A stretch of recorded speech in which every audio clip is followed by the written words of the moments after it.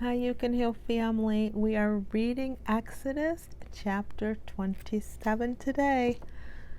Well, actually, for me, it's tonight. My daughter, Blessing, got her first silk press this evening, and it came out really good. It really did. So I was just messing with her and Bren. So now I'm going to read chapter 27.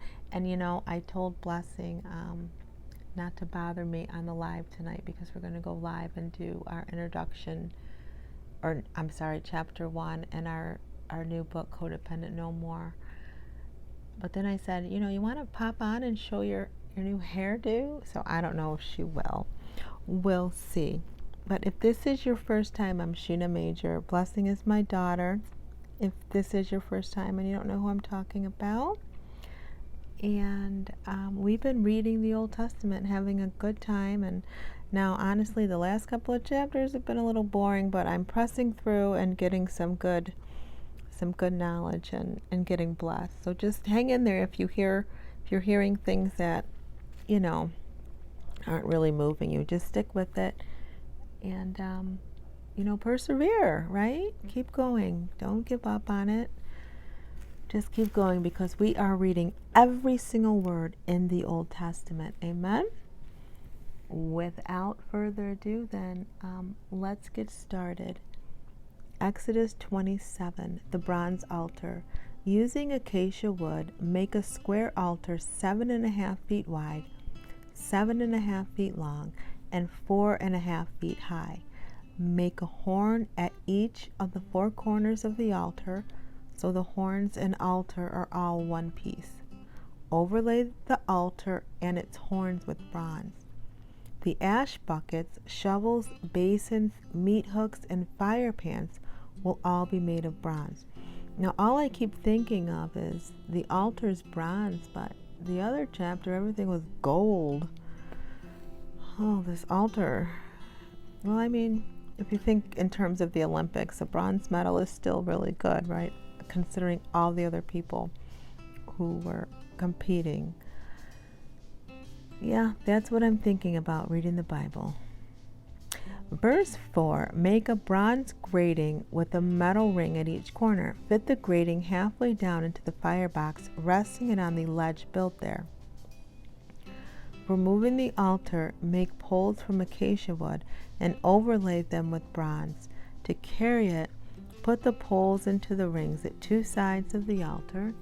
The altar must be hollow, made from planks. Be careful to build it just as you were shown on the mountain. So the scriptures 1 through 8 said this altar, located in the court in front of the tabernacle, was the place where animal sacrifices were offered. It was made of wood covered with bronze. Okay, and remember a couple days ago I put the picture up of the tabernacle in the courtyard? So this particular altar was the one used where they sacrificed the bulls and goats and lambs and things like that. So very interesting. Now verse 2 says the horns of the altar were sprinkled with the blood of the sacrifice. Okay, so whatever animal they sacrificed. So it says turn to 29:12. Let's see what that says. 29 verse 12. Smear some of its blood on the horns of the altar with your finger and pour out the rest at the base of the altar. So for 29, the title of that chapter is the ordination of the priest. So that must have been part of the instruction to pour some of the blood. Smear the blood on the horns of the altar with your fingers and pour the rest at the base of the altar. So that blood, remember Jesus shed his blood, but before that they had to use the blood of animals and goats. Now, let's see, is there anything else? Okay, the altar was hollow in verse 8 so that ashes could fall down through the grate mentioned. Interesting. And then it says here for verses 9 through 19, the tabernacle was surrounded by a courtyard, which we read, 150 feet long, 75 and 75 feet wide. Verse 9, the courtyard for the tabernacle. So now they're going to go in detail about this. Then make a courtyard for the tabernacle enclosed with curtains made from fine linen. And remember, the color of the curtains were purple and blue and red, right? The yarn. On the south side of the curtains will stretch for 150 feet. They will be held up by 20 bronze posts that fit into 20 bronze bases. The curtains will be held up with silver hooks attached to the silver rods that are attached to the post. It will be the same on the north side of the courtyard. 150 feet of curtains held up by 20 posts fitted into bronze bases with silver hooks and rods. The curtains on the west end of the courtyard will be 75 feet long, supported by 10 posts set into 10 bases. You guys, I have to stop here because as I'm reading, I'm a little self-conscious right now, because I'm realizing and recognizing when I read, and not when I'm actually drinking my water, but I swallow a lot. And now I'm thinking back, if you look on my channel at my really old videos, it's very noticeable to me now. And I don't know if it's a tick. I don't know why I do that. So now I'm like, oh gosh, are they going to start talking about me if I'm swallowing, that they think I'm gulping? Oh, Shena, just read for the Lord. You're worrying about the wrong thing, right? Like Martha and Mary. Martha was running around worrying about the wrong thing. Maybe I just need to read and not worry about that. But all right, here we go. The curtains on the west end of the courtyard will be 75 feet long, supported by 10 posts set into 10 bases. The east end will also be 75 feet long. The courtyard entrance will be on the east end, flanked by 2 curtains. The curtain on the right side will be 22.5 feet long, supported by 3 posts set into 3 bases.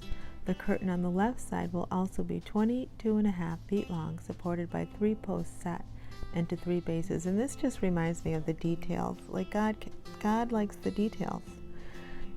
And he's talking about the courtyard and the curtains and all the measurements for the courtyard for the tabernacle.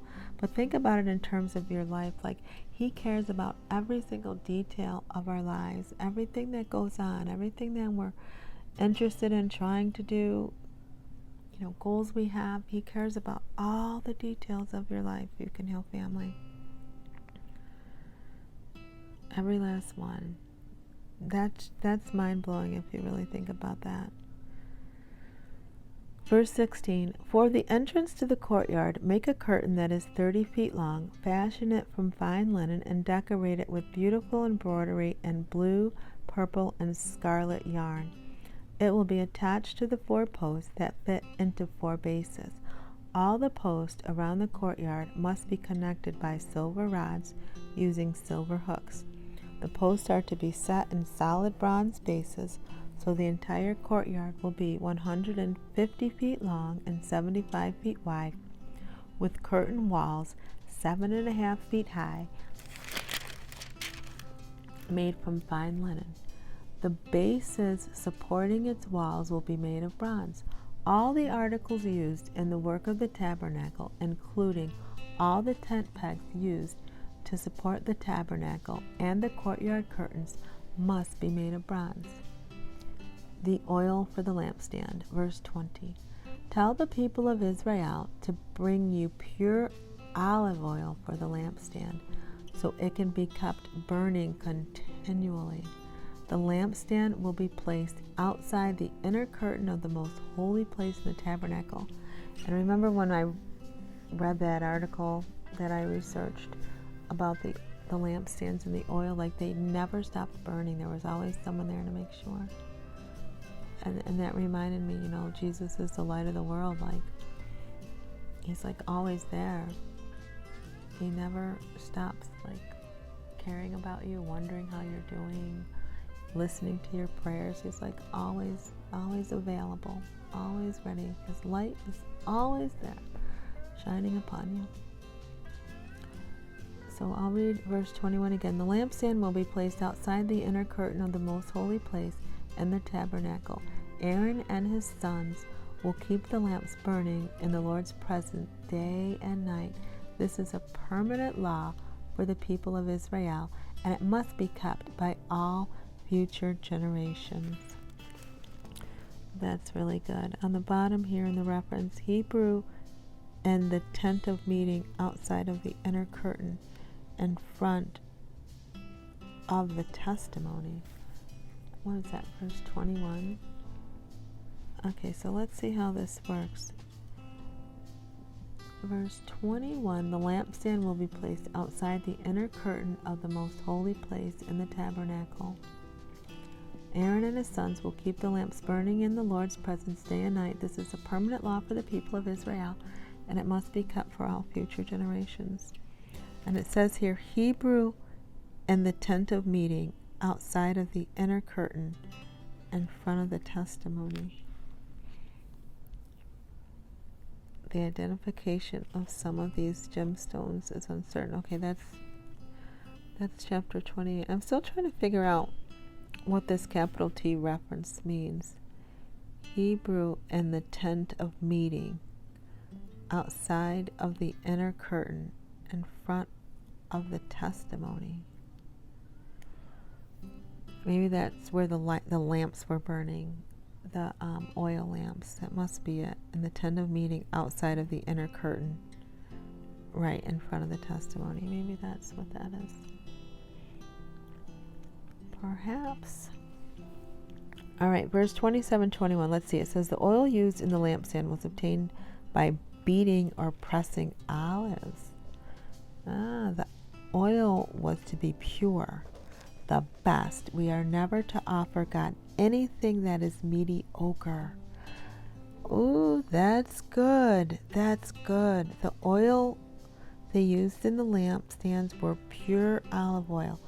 Never offer God anything that is mediocre. We should be doing our very best, putting forward our very best effort, our very best work. That's so true. You know what I always think of, like when you go to donate things like to Goodwill or something, like why is it always like the worn out worst things in your closet? You know, like we should give our best in everything. Like, and I think about that a lot of times. Like I look at stuff when I donate now, and I make sure, like, if I was in the Goodwill looking for something, is this acceptable? Like, you know, we think Goodwill, but people who go to the Goodwill, and I bought a lot of stuff for Bren this school year at the Goodwill. You know, people who shop at Goodwill want good stuff too, right? So we should always give our best.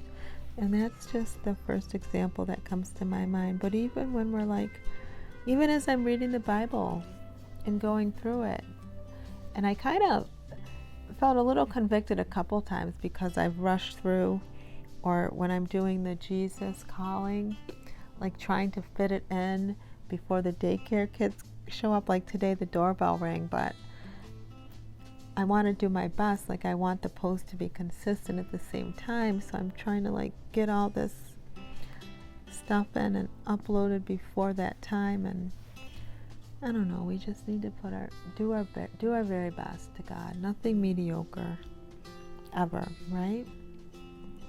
I just really like that in the commentary. We are never to offer God anything that is mediocre. So just meditate on that. If you didn't get anything else out of this, I think reading this chapter today was worth it. It was a pretty short chapter, but that to me, that speaks to me. And everything we do, we're doing stuff for the Lord, you know. So we really need to give it our best shot. Do our very best. Put forth the effort. And I know for me, I'm really, what am I doing? I'm really like fighting for my rest these days. I'm really trying to get to bed on time and wake up at a certain time every day. I know that's key for me. And it just seems like all these things like want to get in the way of that. So it's really like fighting the good fight of faith, honestly. Really is. If you wanted to know, because remember, now these Bible readings are for me too. And these are the things that I'm thinking about. And in order for me to do my best, I need rest. Not that I'm old, but I'm getting older. I'm not like 20-something anymore, even 30. So I really have to be mindful of that. And also, You Can Heal Family, I've been stretching a lot lately. And it's really good, you know, in addition to my walking. But I've really added the stretching element in. And that's really helpful because I don't want to be stiff when I get up in the morning. I'm like, oh my gosh, I can't even move. That's no good, right? So, yeah, I just gulped. Okay, so that's it for today. I trust that you've enjoyed our time together. And we'll be back here tomorrow with chapter 28. And the first section is the command to make the priestess clothes. And then what does it say? The ephod and the chest piece. And then there's an article about Aaron as the high priest. So I'm sure we'll get into that tomorrow. This chapter is a little bit longer. So we'll see. We might read half of it and then look at the article. The article's pretty long too. And see what the good Lord has. All right, You Can Heal Family. I'm going to get myself together for our tuck-in time at 10 o'clock. It's about 9:30 right now. So I'll see you there. But this is coming out at 7 in the morning. So I'm going to see you actually before you listen to this video. All right. I love you. And always remember that true healing begins with self-love. Why? Because God is love and He lives on the inside of you. Talk to you later. Bye.